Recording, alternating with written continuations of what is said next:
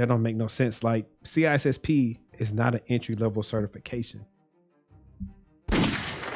Secondly, the Google IT support professional is a trash cert. You should never get that. You don't even need that or A+ to even get a tech role.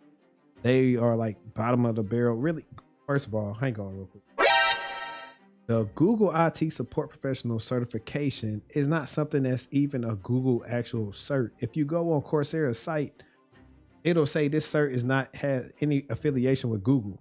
What's going on, y'all? Welcome back to another episode of TechTual Talk. I'm your host, HD, man. And look, this is number 2. This is the second episode I'm doing in a week. I might try to get to 2 episodes a week. It's gonna be really tough, but y'all let me know. Today we just got a little bit of things to talk about: bad TikTok, cybersecurity advice, the Uber breach, security awareness, and some interview prep. You know, nothing major.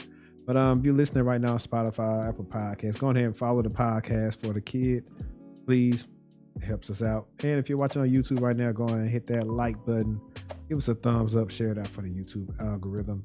Now, for those of you not aware, like I had a TikTok, Reel, Shorts, and I'm pretty much telling people, hey, before you take these people's cybersecurity advice, make sure they are who they say they are. I came across a creator. He stitched up, they have these salary people that go around asking me what they make and what they do, what industry they're in. And in this video, the person said they were in cybersecurity. I think they were saying they made like 150,000, but that's not what this video is about. He stitched the video talking about, hey, you know, cybersecurity is a hot field. You should get into it. Here are 3 certs that you can use to get into it. And he said, CISSP, Google IT support professional, Microsoft fundamentals, and AWS cloud practitioner. That don't make no sense. Like CISSP is not an entry level certification. Secondly, the Google IT support professional is a trash cert. You should never get that. You don't even need that or A+ to even get a tech role. They are like bottom of the barrel. Really, first of all, hang on real quick. The Google IT support professional certification is not something that's even a Google actual cert. If you go on Coursera's site, it'll say this cert is not has any affiliation with Google. That cert is not on anywhere on one of Google's sites. So first of all, that's an irrelevant cert. Microsoft fundamentals, that's an irrelevant cert. Yes, it's vendor, you know, straight to a vendor, but no. I mean, if you're gonna get something Microsoft related, this isn't the old days. We're trying to do help desk. If you were going to start off with a Microsoft cert, get your Azure 900, where you're just getting the basics and you learn about Azure, their cloud infrastructure. And then he also said AWS cloud practitioner. Now, I actually do agree with getting that as an entry level cert because it's cheap and it tells you everything about all the different services that's involved with AWS. But my biggest problem with all of this is the fact that what a lot of these creators do, they'll make searches and not searches. What these creators do is they make content based on what's being searched and not really caring about the integrity of what they're putting out. So I can literally go like, dude, what's the top 10 certifications in cybersecurity, and then make a video on it with no context and put it out. And people are going to watch it. But that doesn't help anybody. I'm about helping people. I like to be funny, entertain y'all, but for the most part, I want to help people. So check this out. I'm about to read off a list of the top 10 certifications, and we're going to see what comes up. So ironically enough, I found a link from Coursera with their top 10 certifications. And number 1 is the CISSP, but I'm going to read a little bit about this. The other sites I'm not going to read much about, but I want to let you guys know that this is not an entry level cert. And this link is actually probably going to back that up for me. The CISSP certification from the Cybersecurity Professional Organization, ISC Squared, ranks among the most sought after credentials in the industry. Earning your CISSP demonstrates that you're experienced in IT security and capable of designing, implementing, and monitoring a cybersecurity program. This advanced certification is for experienced security professionals looking to advance their careers in roles like CISO, security administrator, IT security engineer, senior security consultant, information assurance analyst. Requirements. To qualify to take the CISSP exam, you'll need 5 or more years of cumulative work experience in at least 2 of the 8 cybersecurity domains. These include security and risk management, asset security, security architecture, and engineering, communication and network security, identity and access management, security assessment and testing, security operations, and software development security. A 4-year degree can substitute for 1 year. The cost of this cert is $749. So, like I told y'all, it's not entry level cert. So, anybody starting any list off with telling you to get a CISSP, disregard everything they say. Because, for one, a CISSP is not going to necessarily guarantee you get a job, a cybersecurity job anyway. To be honest, I've seen people get a CISSP and still have trouble finding jobs. CISSP is meant to, well, first of all, any certification is meant to enhance the skill set that you already currently possess. But I'm going to get to the rest of the list. 2 is the CISA. So that stands for Certified Information Systems Auditor. This is a good one, especially if you have auditing experience like from banking and the finance and you're trying to pivot over into cybersecurity. That could be a beneficial one to you because you already have the experience when it comes to auditing, but you're just trying to tie it over and use your transferable skills of cybersecurity. So I agree with that one. The next one is the Certified Information Security Manager. It's like right up there with the CISSP, but a little bit different. It doesn't have the name recognition, but it's a good cert. YOMT Security Plus. Now, this actually should be number 1 off of the strength that is foundational, and then it can show you many different domains that you probably want to actually focus in for your cybersecurity career. And the cost of that test now is $370. Sheesh. That thing used to be about right at $300. You got the certified ethical hacker, which is Garbo. The GSEC, which is a good cert. Cost of that's $2,500. You got the System Security Certified Practitioner, SSCP. That's $250, so that's not a bad cert. You got the CompTIA CASP, pretty much $500. Then you got the Certified Incident Handler, GCIH. That's a good one. You'll see that a lot of incident response type of job postings. That's $2,500. And then you got the OSCP, Offensive Security Certified Professional. And this test is $1,000. But all in all, like I said, I could pull that list up and I could put that list on TikTok and talk about it, just like I just did now. And people flock to it, right?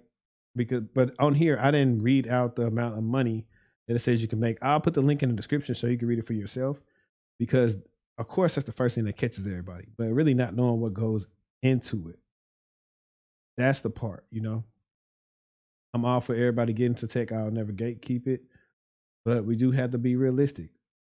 You got to know what you're doing, man. And this lets me segue into our next segment, Uber. So what the news sources state is that the attacker is around like 18 years old, and he had the person in question was an external contractor, and I'm assuming that his credentials were on the dark web. And a rule of thumb is every so often what you should do is, well, they have apps too. Like there are different apps. I forgot who I used to use. What's it, Symantec or Norton? Either Symantec or Norton, whoever. But through your job too, sometimes they offer this thing through benefits. It's called LifeLock, where they monitor all your information and where they like go search the dark web and stuff like that, see if your credentials are somewhere out there. You should do that and go to Have I Been Pwned every so often, just to make sure like your credentials are out there. If they are, then just change them. But getting past that, so what happened is that the hacker pretty much logged on to a system. It was successful, and so they used MFA prompts. And so all he kept doing was doing the successful logons and prompting the external contractor until the external contractor finally just wanted it to stop, hit OK. Little did he know that that would lead to that person getting into the network on a VPN. I believe they found a file that had some PowerShell scripts with the hard-coded admin codes in it, which led him to get into their Slack space, get access to the Google workspace, and also get access to some internal documents. So that's the gist of what happened in the incident. But I'm going to read briefly, real quick, about some stuff that they released like a couple of days ago with an update to the incident. So give me a second. Uber blames LAPSUS hacking group for recent security breach. On Monday, Uber disclosed more details related to the security incident that happened last week, pinning the attack on a threat actor it believes to be affiliated with the notorious LAPSUS hacking group. This group typically uses similar techniques to target technology companies, and in 2022 alone has breached Microsoft, Cisco, Samsung, Nvidia, and Okta, among others. The financially motivated extortionist gang was dealt a huge blow in March 2022 when the City of London police moved to arrest 7 individuals aged between 16 and 21 for their alleged connection to the group. 2 of those juvenile defendants are facing fraud charges. Now that's crazy. I know for a fact these people didn't go to college for 5 years and have 10 years of experience in their field to hack all these different companies. So, job descriptions, hiring managers, HR, you need to ease back some of the reins of these, expectations that you want these applicants to have. And if that's the case that they're going to have that, then they should get paid accordingly. But let's keep on to the article. The hacker behind the Uber breach, an 18-year-old teenager who goes by the moniker Teapot, has also claimed responsibility for breaking into video game maker ROCDEER games over the weekend. Now, ROCDEER, the hacker came out and said he didn't access nothing. I think he just was lying, so he was capping. So I'll still just be keeping up with that just to see what's happening to that, because that's pretty interesting because people love GTA. He said he had the source codes to GTA 5 and 6. Uber said it's working with several leading digital forensics firms as the company's investigation into the incident continues. In addition to coordinating with the U.S. Federal Bureau of Investigation and the Justice Department on the matter, as for how the attack unfolded, the ride-sharing firm said an external contractor had their personal device compromised with malware and a corporate account credential stolen and sold on the dark web, corroborating an earlier report from Group IB. So I would assume that their device was compromised based through phishing. I feel like that's one of the most simple yet most effective ways that most accounts get compromised and most hosts get infected with malware. It's through phishing. The Singapore headquarter company the previous week noted that at least 2 of Uber's employees located in Brazil and Indonesia were affected with the Raccoon and Vidar information stealing. That's it right there. And so I was wondering when earlier I said something about the dark web, those information stealers, that's what got them. The attacker then repeatedly tried to log into the contractor's Uber account. The company said each time the contractor received a 2-factor login approval request, which initially blocked access, eventually, however, the contractor accepted when an attacker successfully logged in. Upon gaining a foothold, the miscreant is said to have accessed other employee accounts, thereby equipping the malicious party with elevated permissions to several internal systems, such as Google Workspace and Slack. All right, so I've read all this stuff. I said it earlier. Let me see if it's anything different. So the alleged teen hacker is said to have downloaded some unspecified number of internal Slack messages and information from an in-house tool used by his finance team to manage certain invoices. So everybody knows most companies advise you to do security awareness training probably twice a year, sometimes 3. It really just depends on the company. The biggest issue I've always found with security awareness is, 1, it's quite boring, to be honest. 2, it's the same thing over and over again. So it's not updating with the different attack vectors that's normally happening. And our attention spans are already short enough as it is.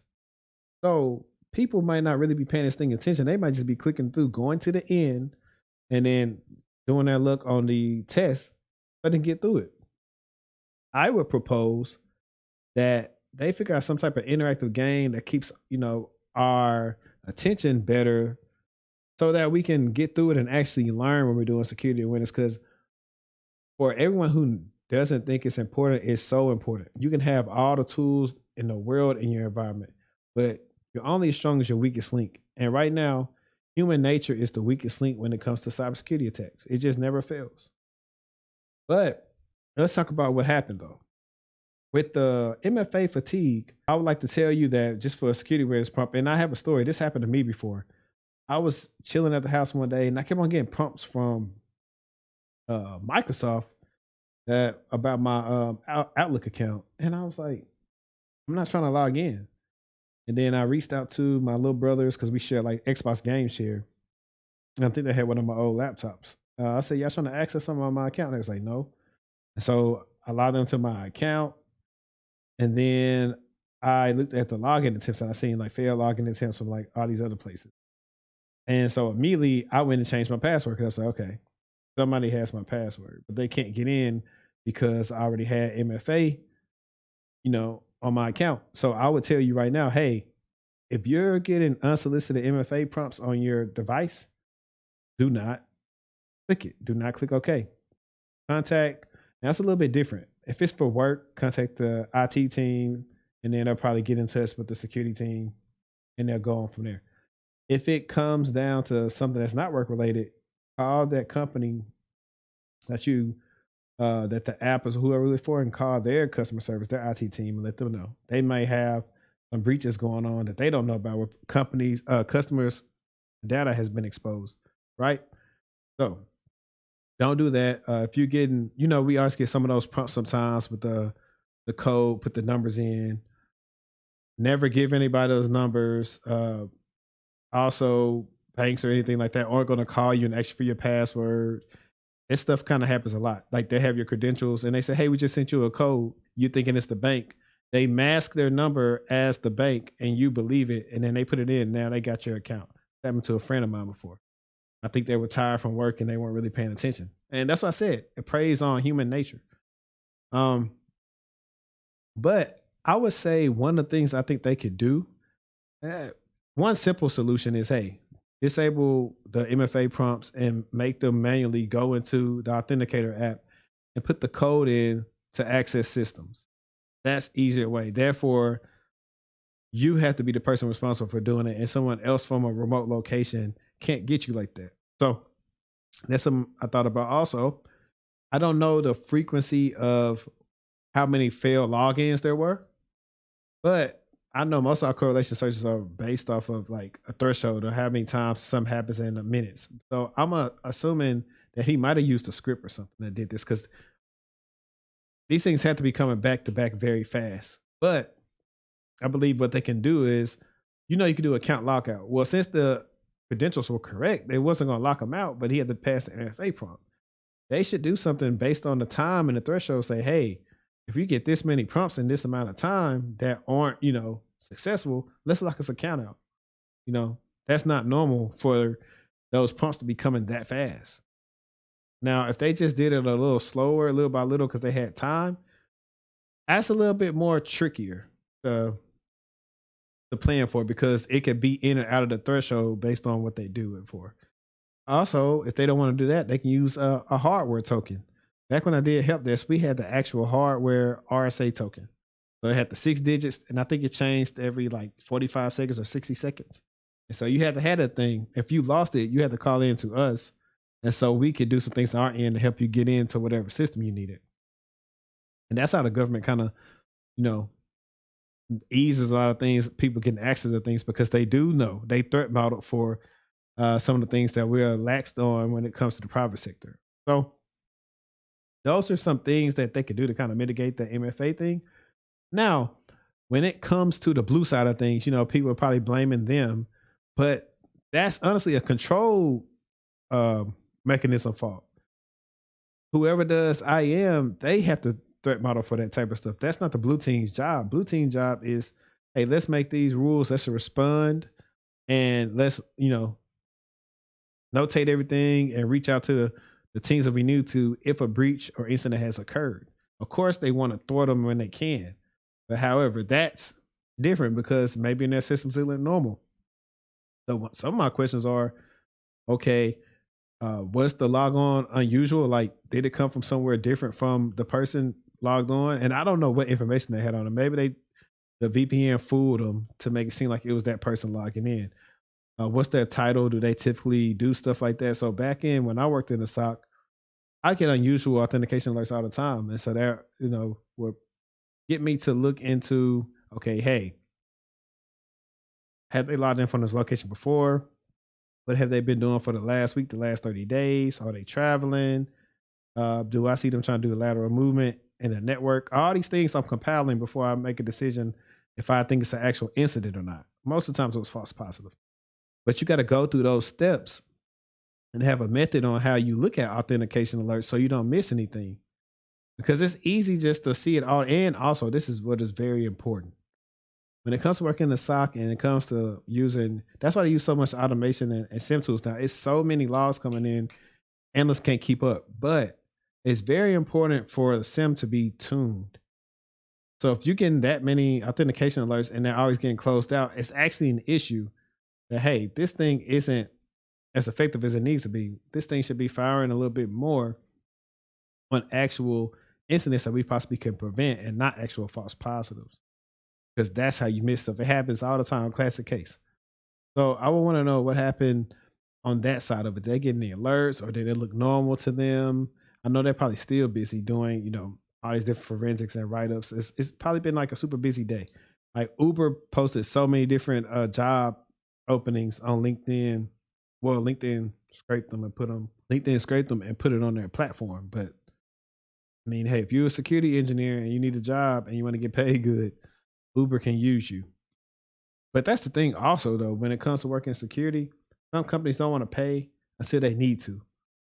When it could have been avoided if you just gave them the budget they needed in the beginning to implement certain controls and hire certain people, it'd be okay. But this happens to all companies, big and small.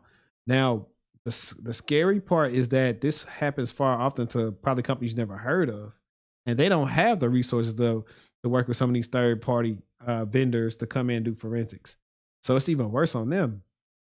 But also, the reason why security is important is say, okay, not only if you potentially lose out on some data or customer data, so you got to pay them possibly, but your reputation is damaged.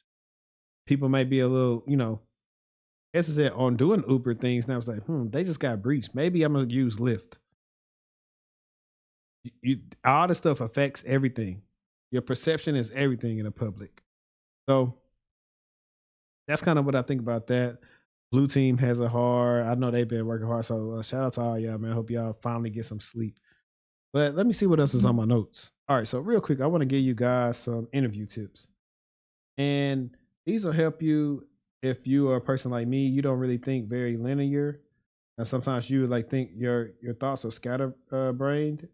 And so it's hard for you to pretty much put out something in a consistent flow to where maybe the interviewer doesn't understand it, right? All right. So the first one is if you're given a scenario question, take out a notebook. Like I got a notebook right here. Stay on deck. Notebook or whiteboard. I got like a little whiteboard right behind me. To get your process together. So ask clarifying questions, get everything you need to, write it down. And so you can talk it through and come up, with a solution. Therefore, they can see, hey, this person came prepared to this interview. They are, being detail oriented. Like, here, a free game. So I hate when people, not hate, but like a lot of people have soft skills and stuff on a resume. That's fine, but don't necessarily be there to take up space. So if I want to show I'm detail oriented, I show it in an interview with something they do. Just like if I'm being detail oriented, getting all these clarifying questions, now they know I'm detail oriented. I don't have to say it on my resume. I showed them I'm detail oriented. Do that, and then you probably fare better with your answer. And even if it's not the right answer, they could possibly see what type of person you are on how you approach solving problems. The next one is you should research the company before you interview with them. Check out the latest news surrounding the company, new products, services, etc. That way you can bring it up in the interview. And that shows passion. That shows you actually want to work with the company. It's kind of like those small things like that help you stick out over other applicants because you took the time to do your homework and actually talk about some stuff. So you kind of understand the mission and the strategies and all the goals that the company has set. Also, like I talked about in the beginning of the podcast, stay current with current tech news. Some of these attacks have actually helped me answer scenario questions I've been asked in a couple of interviews before. So regame if you're doing like especially like blue team type of stuff and you're asked about how you respond to some of these accidents or incidents as you call them, read up on them and study up what they found, when they did the lessons learned. Then you can refer back to those when you ask a certain scenario question and you'll knock it out the park. Trust me. And this is repetitive, but it says interviewers typically ask, how do you stay current with tech news? get you a couple RSS feeds where they can just email you, or like for me, I have a Slack space and I have a security news channel that I stay up to date with, like all different type of cybersecurity facts, like or different news that's coming out like every hour, every minute. They'll let me know. Also, I say if this is a role that's a step up role for you, make sure you ask some self awareness question. Like example, how does my background compare versus the rest of applicants? That's a good one. But you want to know where you stack up. And they may tell you, oh, you don't have the experience of this person, that person, or whatever. And it's kind of like, you can reassure them that, that won't be an issue. You showed in your career that you didn't always have the experience, but you succeeded somehow. And then this last one. Is there anything about my experience that has you hesitant to move me forward in this process? This is about the same things the last one. However, they might even specify something in the role that you don't have necessarily experience with, but you could pretty much tell them, hey, it's going to be okay. I actually do have this experience. I did this before, or I know how to do this, or I'm familiar with doing blah, blah, blah. And that was pretty much it on my interview tips. I'm going to try to do interview tips or career advice all throughout these podcasts when they're the solo ones, just to give a little bit more value to help you out, especially if you're out there interviewing. And with that also being said, for the people who are wanting to be SOC analysts on a blue team, I actually have some scenario questions that I came up with. I've been posting them on my LinkedIn and my Twitter, but I also will put them in the description of this video. And so the reason behind this is I've had countless consultations and calls with people who pass like Security Plus and audit some of these other different certifications. But when it came to doing these scenario questions, they didn't do so hot. And I'm gonna just tell you honestly, it's because the certs don't prepare you for that. And honestly, you wouldn't really know what to do until you had to do it. And it's kind of one of those reasons why, like, sometimes there aren't really entry level roles in cybersecurity unless a company just really likes you and just wants to, bet it all on you. It's because they expect you to know a lot. And so with these scenario questions, you'll get a feel of how to think as a SOC analyst, because that's what a lot of people struggle with. It's like the thinking part of like actually being an analyst, like, how to do, what to do, my methodology, my process, what does this alert even do? You know, having to figure out, like I've asked people sometimes, hey, what if a new alert fired, but there's no, documentation on it? What would you do to solve it? That's, a simple question. It's not me trying to trick you up. It's really, I want to know what you would do. So, like I said, click the link in the description for that. And then, hey, we get into the end, man. We rolling, man. This is episode 57. Man, we came a long way, man. So I really appreciate y'all for rocking me, all the Patreon members. I got something for y'all. I've been really look, I've been super busy, man. I've been doing so many resumes and resume reviews. It's ridiculous, but that's all it is, man, to help people. One day I'm gonna staff up that way I could be hands off. But I appreciate y'all for rocking with me. Until next time, it's your boy HD. Like I say, let's stay textual.